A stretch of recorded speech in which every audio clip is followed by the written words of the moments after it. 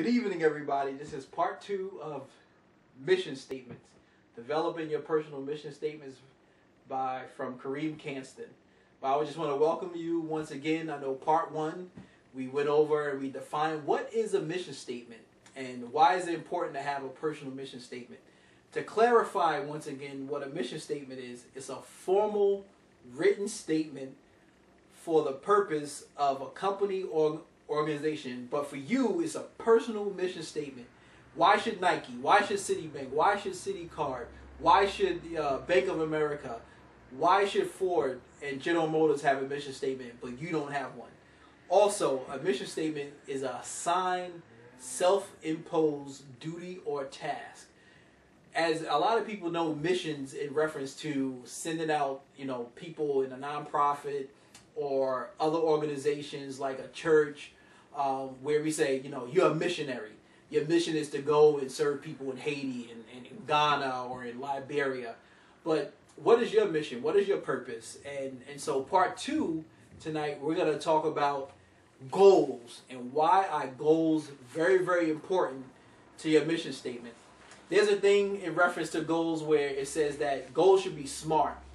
They should be specific, measurable, actionable, realistic, and timely. Your goals should be SMART. When we talk about being smart, that means that you really know what you're doing. So goals, once again, should be SMART. They should be specific, measurable, actionable, realistic, and timely. So let's talk about what specific is. A goal is specific when it actually details what you're trying to accomplish.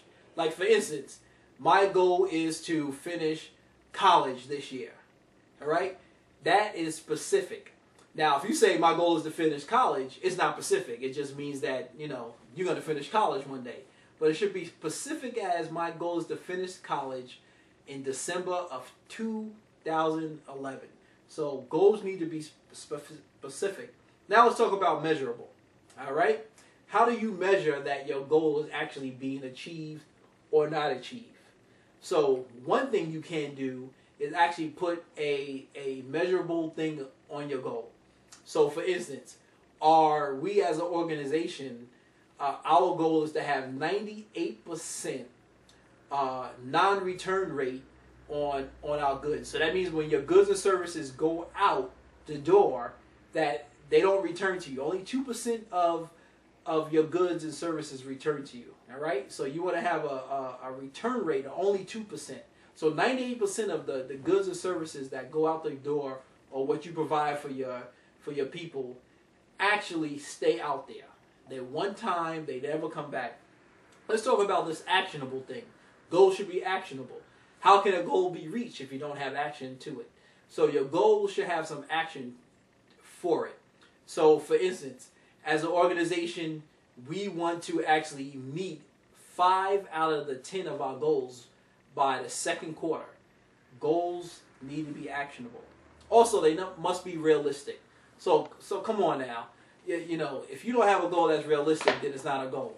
It's unachievable, and you're just setting yourself up for failure. So you should have realistic goals.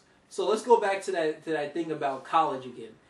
If you know it's going to take you 4 years to finish college, you shouldn't say, I'm going to finish college in 1 year.